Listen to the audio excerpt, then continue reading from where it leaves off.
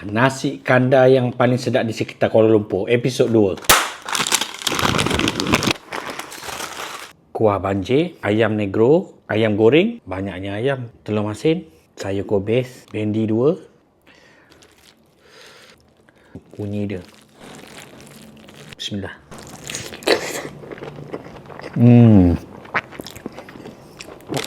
Oh, sedap.